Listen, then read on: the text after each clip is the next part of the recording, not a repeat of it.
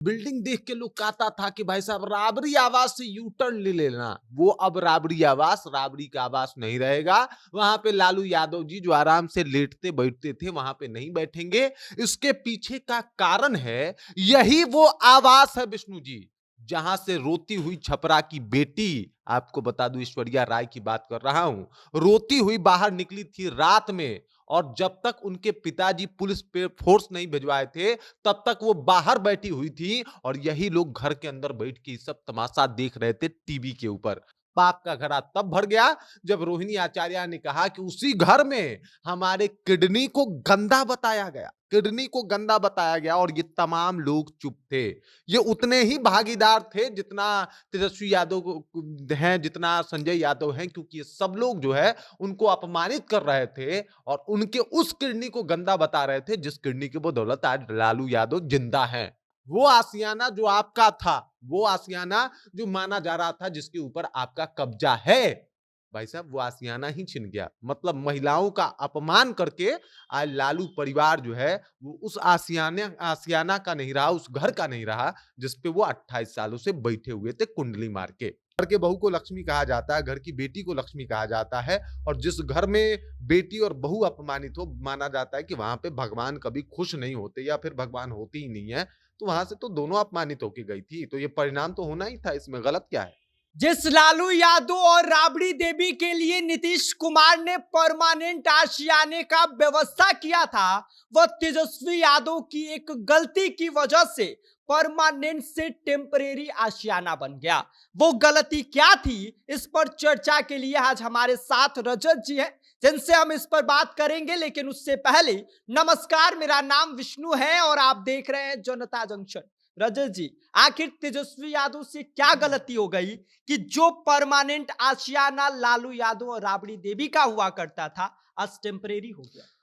तेजस्वी यादव के गलती पे आने से पहले विष्णु जी हम लालू परिवार के गलती के ऊपर आएंगे, जिनके गलती की वजह से आज वो आशियाना, वो जो माना जा रहा था, वो बिल्डिंग देख के लोग कहता था कि भाई साहब राबड़ी आवास से यू टर्न ले लेना। वो अब राबड़ी आवास राबड़ी का आवास नहीं रहेगा। वहां पे लालू यादव जी जो आराम से लेटते बैठते थे वहां पे नहीं बैठेंगे। इसके पीछे का कारण है, यही वो आवास है विष्णु जी, जहां से रोती हुई छपरा की बेटी, आपको बता दूं ऐश्वर्या राय की बात कर रहा हूं, रोती हुई बाहर निकली थी रात में। और जब तक उनके पिताजी पुलिस पे फोर्स नहीं भिजवाए थे, तब तक वो बाहर बैठी हुई थी और यही लोग घर के अंदर बैठ के सब तमाशा देख रहे थे टीवी के ऊपर, क्योंकि वहां पे टीवी वाले लोग पहुंच गए थे और कोई उस रोती हुई बिलखती हुई बेटी का सुनने नहीं गया। तो भाई साहब, अगर कोई महिला किसी घर में अपमानित होगी और आप सोच रहे हैं आपका घर खुशहाल रहेगा, तो ज्यादा दिन तक नहीं रहेगा। पाप का घड़ा तब भर गया जब रोहिणी आचार्य ने कहा कि उसी घर में हमारे किडनी को गंदा बताया गया, किडनी को गंदा बताया गया। और ये तमाम लोग चुप थे। ये उतने ही भागीदार थे जितना तेजस्वी यादव हैं, जितना संजय यादव हैं, क्योंकि ये सब लोग जो है उनको अपमानित कर रहे थे और उनके उस किडनी को गंदा बता रहे थे जिस किडनी की बदौलत आज लालू यादव जिंदा है। और भाई साहब आपने कह दिया कि आपकी किडनी गंदी थी, आपका खून गंदा था, और वो सब लोग तमाम लोग सुनते रह गए। और वहां से रोती हुई वो लड़की अपने अपने ससुराल गई है, सिंगापुर गई है रोते हुए। मतलब आवाज नहीं आ रहा था, गला बज गया था, पूरा गला बैठ गया था। आपको याद होगा कि किस तरीके से उनके गला से आवाज नहीं निकल रहा था।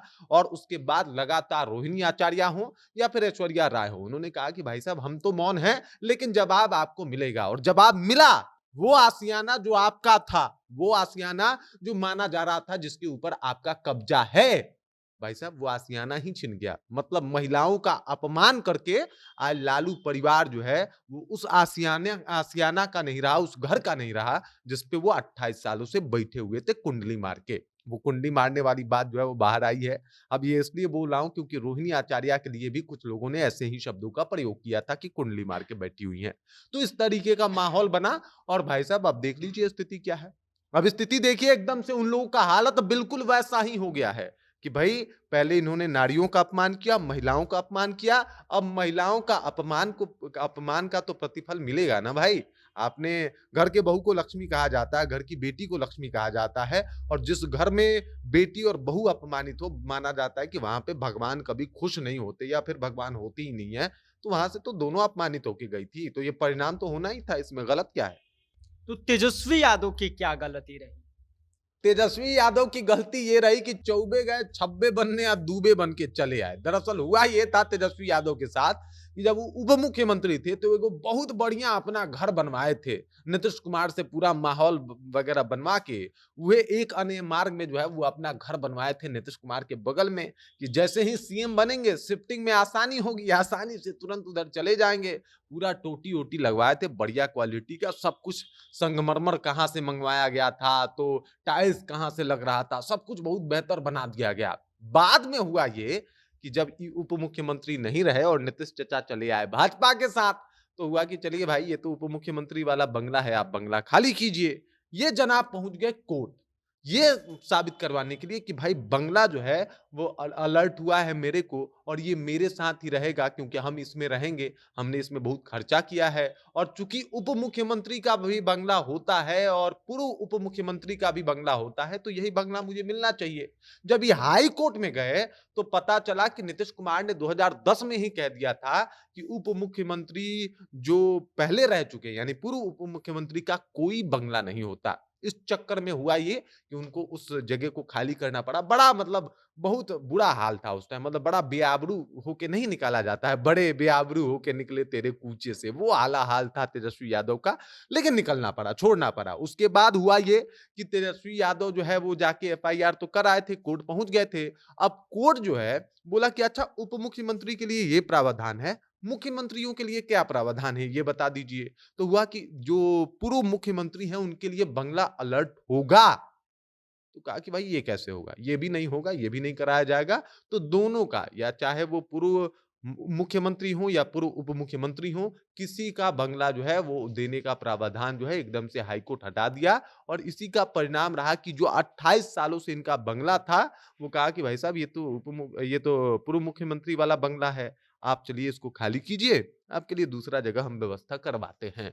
अब सोचिए इनको दूसरा जगह जाना पड़ रहा है। तो देखिए वो तेजस्वी यादव के साथ था चौबे गए छब्बे बनने वाला, दूबे बन के चले आए। अब गए थे अपना बंगला बचाने, अब पता चल रहा है कि अब उसी के कारण जो है इनका वो राबरी आवास भी जा रहा है और ऊपर से अपमानित वो जो लोग कह रहे हैं, लोगों की बात कह रहा हूं मैं, लोग जो है वो सोशल मीडिया पे कह रहे हैं कि जिस घर से बहू और बेटी अपमानित होके गई हो, उस घर पे तो इस तरीके का माहौल बनना लाज़मी था और वही काम जो है वो हुआ है।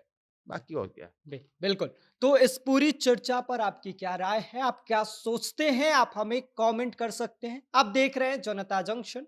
मेरा नाम विष्णु है।